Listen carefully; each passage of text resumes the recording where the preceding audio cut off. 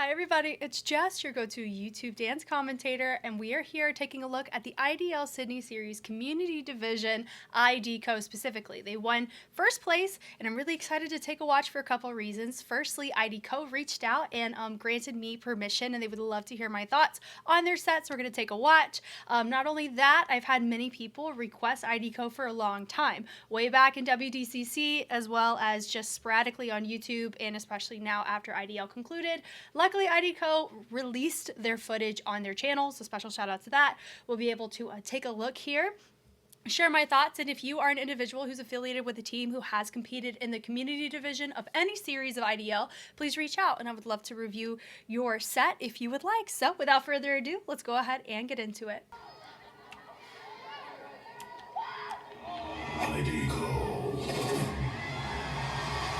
IDL protocol activate.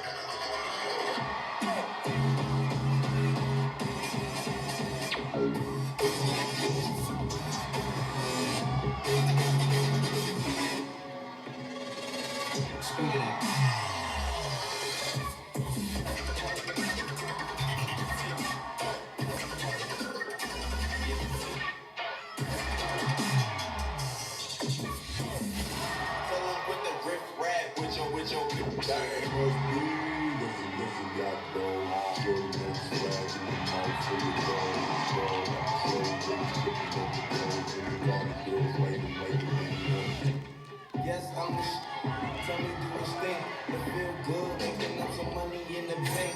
3 model, cocaine on the sink, and I'm so body. I might roll up in the tank, cause my chain came from Cuba, got a lock up on the tank. And a red bottom, no, it's just to compliment the man. I shake, rolling up that thing, blowing on that steak. What you need? Tell me what you drink, I'm on that juice and pink.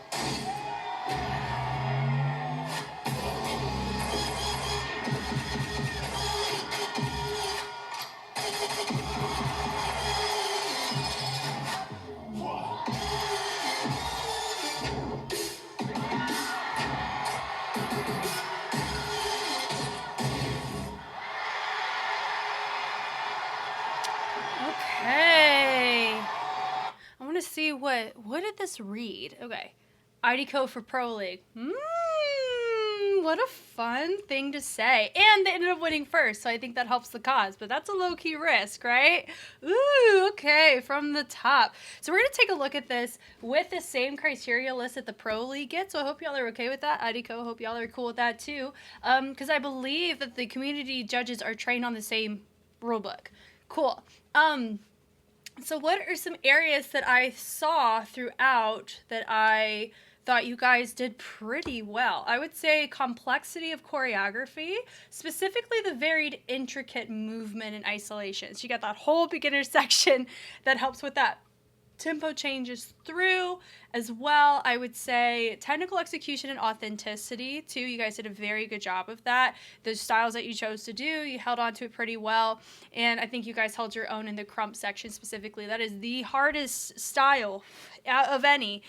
in the street dance realm to justify in a competition choreography space. And I've said this quite a few times. Every time I see a krump section, I do touch on it because of the rawness, the realness, and the beauty of individuality is such an integral component of the style of it, that by doing that style, you possibly run into the issue of you're either not clean, but you're more authentic, or you're less authentic because you're cleaner, right? It's one of those styles that kind of comes across that way. Let me see. And I do think you guys projected and communicated your point very clearly. I love that. I think it was really cool. And the stamina from top to bottom, that got a huge thumbs up for me. Now, what are some areas of opportunity? I would say spacing is going to be a really, really big one. And this is a note I gave to most teams of this particular series. The cleanliness, I would say the consistent unison and timing by a team, but more so the range than the actual timings that you did. So we're going to go through from the top. I did. I slowed it down already. Okay, we're going to keep it pretty overview, but Idco did technically ask for a review, so I may go more in depth since they asked nicely. Okay, so we start with 3 columns. We expand them out. I like the ID, most likely. I'm assuming that's your tag, right? This right here. It's cool. Anyway, so I like that you have gloves. Guys, let's talk about gloves. Gloves are a huge risk because they are a material, specifically how shiny metallic they are. You're asking for your viewers and your judges to look at your hands, right? So I think that was a huge risk. At some points, it was a little bit tricky to see the cleanliness and the clarity, but other times it was really cool to see the visual that you were coming up with. So I thought that was really fun. We bring it in. I like the trace across. We end up rotating it down. I like, honestly, the Transformers like sound, and it looks like we are transforming with the redirection ripple part. I do think some of the timing choices there could have improved just a smidge. If Transformers had a dance team, I would think of Idco first, which I think is kind of fun.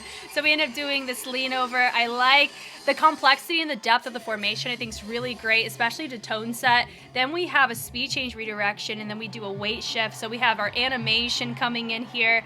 If we wanted to equate it closer to a style, I would say they did a whole popping section. This I would give to animation. A lot of times you'll see people smush them together. Honestly, I don't know if Arnell does this. I haven't asked him this. Maybe I'll ask him later. Because he's the one who made the rules, but he's been in a lot of the rooms where, at least with HHI, they have a meeting that talks about, do we separate certain styles? Like, do we separate light free from hip hop with style justification? Because they have to establish it before the competition begins. And then sometimes they're like, do we separate animation from popping? Or do we combine them together? Do we separate Vogue and whacking? I think they should, but those conversations happen. So in this case, it does give the impression that we have an isolation animation heavy section that I would count as its own independent style in comparison to the popping section that we see later on. It's cool. Like to see it. So I wanted to kind of say that it's not always the case. Sometimes you'll have judges that don't count it because of the meetings that happen prior to the competition starting, but I don't know the IDL room that well, so we'll find out. Anyway, so I like the pause there, the subtlety with the hands. Looks like I don't know if that's a full-on vibration. I think we're just wavering it, which I think is kind of dope. So we end up taking it, creating more of not an up bounce type of wave, but it's more isolated, like you're following the track of the joints, like if you were to wave. So we all settle it down. I like the head with the shoulder nuance. Everybody, focal point-wise, is catered over to that stage left downstage dancer. I love the power of psychology for that very reason. If everybody in their mom is looking at one person, who do we want to look at? That one person. They could be on the freaking, on the other side of the hall. If we're all looking that way, we're going to clock them way better than if we weren't. So I think that's great. We have a speed change, then this rotation across. Now, some of us chose to involve the lower body, and some of us chose to just isolate it to the upper body. I know it looks like our weight's on the heels, and we speed change that.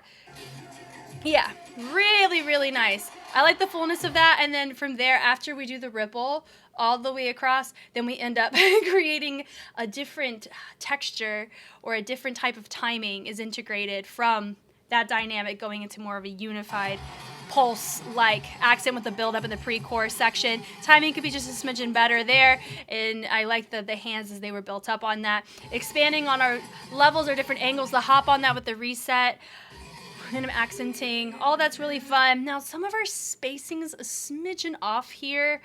I'm going to go so far as to talk about my grouping right back there.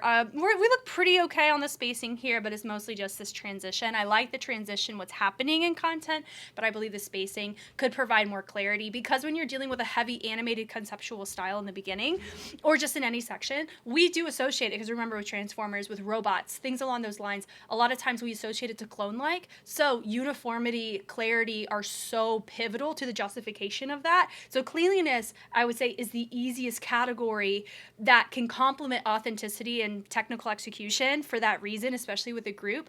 Because if you're a group of robots that are existing in the space, or if you all are components that work together to make a circuit, they all have to do their job, sure, but they all need to work together, and they don't all do the same thing. But if you are doing the same thing, you got to do it the same way for the sense of efficiency and for reliability, right? So if we're taking this to a psychological route of association and media and pop culture and what animation can be inspired from, that would be my note of cleanliness. If it's going to matter anywhere, it's going to matter to styles like animation and popping for that reason.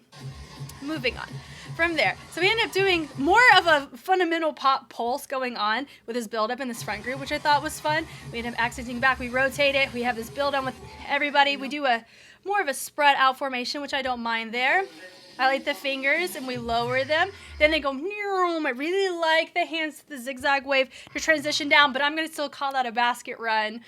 So that would be an in general note for a transition. I love this choice. If we continue to expand on it, even though I know the goal is not to be distracting, for the sake of if you're being judged, that is going to be a it's going to be something that works against you in your transition score for creativity. So that would be my note there. So I like the accent down with the vibration and eruption. I thought was cool. I like the airtime there with the switch off. There's your stylistic athleticism. I'm clocking it.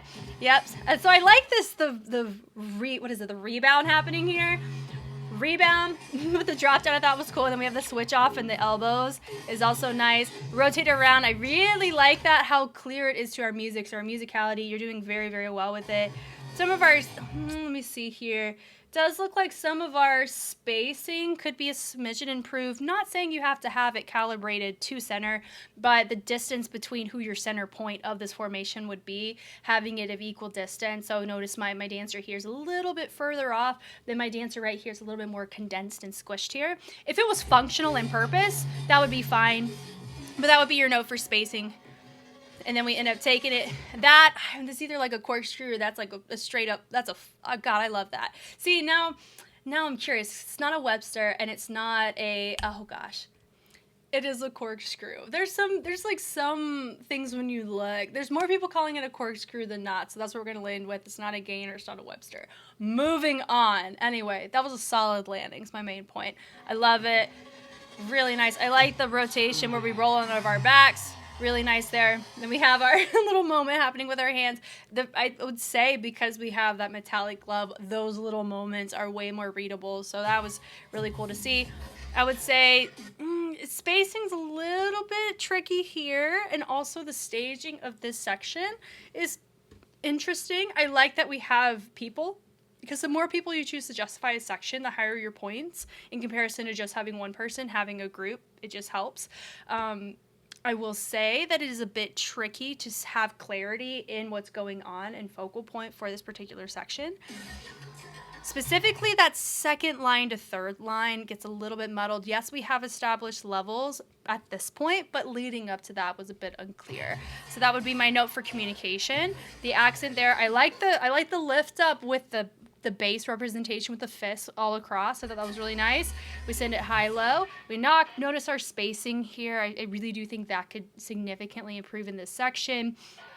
And then we end up having it with the weight shift. I like the look here. Come on now. I really liked that reversal surprise type of flip. Normally you would see the prep the opposite way. So I thought that was cool that you sucked yourself backwards and flipped out of it. That was really cool. I like the points to help direct where you want us to look, especially with those who are squatted where they are squatted towards directionally. I love the pop, and all low-key, the integration into the group was so smooth. I am such a fan of that. Then this moment, this is probably my favorite transition out of them all. It matches the slinkiness of the tone of the track. This is a fantastic risk, and I like that you have others here moving away to match timing. So you have a complementary communicative choice with the feet and the timing of your pocket there. So your pocket of timing, but also you have such a strange thing to do in unison. I love it. I would consider that it's not like the most original thing I've ever seen, but I like the audacity of doing it, if that makes sense. Just like you guys, saying, make us pro. I love that type of projection, and I love that type of choice that teams make in this type of space, because why not? Like, there's so much beauty in the art of, yeah, we're going to say it. What are you going to do about it? Because we just proved it. You know what I mean? I love that. So we end up coming up. Press the leg. We end up using that to help transition up. I like the look. You guys do a lot of heads to interrupt, or you use them in like a good way, but also a head to help create nice subtlety that breaks up your complexity, and I think that's really fun. I am a really big advocate for head usage for that reason, in head isolations as well as in direction of focal points. I think they're a great asset. And we accent, I like the airtime of that. I'll say some of our spacing is a little bit off, and a lot of the more unison you do, the more people look at this with a fine-tooth comb or under a microscope of how everybody is doing it down to the nooks and crannies of range, especially in your forearm, extremities, and in your torso. So that would be my note there. I like the subtlety, the deviation of feature there was fun. We switch them off. The build-up is also nice. We rotate it. We accent, fun speed change with the head, and then we end up bobbling that head too. And then we end up ball changing with that little rock accent, swinging the arm, sending it across the head. We end up playing with the timing with the basses to interrupt that. Fun musicality out of it. All of that with the rotation and the kick, and we hop out of it. I like what you mean. And then it says, tell me what you drink. So the pass off within the phrase I thought was really cool. What you mean? Tell me what you think. Or what you drank. Something along those lines, right? Yeah, really great way through content density to transition from one feature group to another. It does look like, I see the intention of the walk off. I'll give you that. That's cool. The subtlety in the breath is really nice. You have that and then we end up doing a weight shift, allowing the torso and the head to be this lingering residual choice, which I thought was fun. Great with the different levels and angles on that, which is cool. We accent with the glide out of it. We end up sending the arms up, and then we have the head rotate. There's your popping section. Knock it around. Kickball changes are really fun.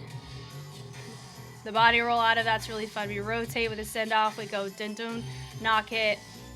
Redirections are fun. I like the waving out of it where you establish high, drop the level low. And then we end up accenting with the elbows. I thought was fun. We have it switch going into the columns. I do wish that the spacing was equal across all three groups, especially because we're marrying the two groups together with this with this main column. I love that. I do think that would have been way more readable if this group was closer or this group was further. Just one of those two. But depending on what happens right after with that knee slide, notice how, because these two groups that back into that middle column and the other column on the far stage left, it caused a little bit of a spacing discrepancy, specifically right here at the difference because of that. So that would be my note. So I'm going to assume that the stage right group was the proper spacing for that because of the clarity of that. Like, look how beautiful this. Ready? Whee! Gorgeous! God, put that on a t-shirt. Anyway, so we do a roll. Love that, and I like that we kick to create this nice airtime happening with that feature. Here we go. This part is so fun, this reversal with the drop down. Good on these dancers here for protecting their faces, because you could body slam your face on the floor so easily. I love the intensity of that transition. I will say this routine gives such a heavy HHI format, quite simply because of the itemized styles. But I have seen Idco in the HHI space, which is why that's not an unfamiliar thing for me to recognize in general, but also with this group. I do know HHI is like right around the corner. I think is it next month? No, this month? I don't know. Anyway, so if Idco's there, I wonder if this is going to be, is this your set that you're taking? I don't know, but I really like it. I think y'all did a great job with it. It's very competitive in multiple circuits. It's cool. So I like the accent with the arms, send it out with the head is also cool. I like the stomps. Key elements. You guys got a lot of key elements in here, which I really appreciate. I do know you have some crumpers, I believe, in this section, and I will say the fact that you have people who are crumpers, and I will safely assume not everybody is, the crumpers do not stand out as much in the sense of they're showcasing weaknesses within your team. And I would say that as a really good compliment to this. Would the note still stand on would points drop for authenticity? Or I would say they would probably drop in difficulty.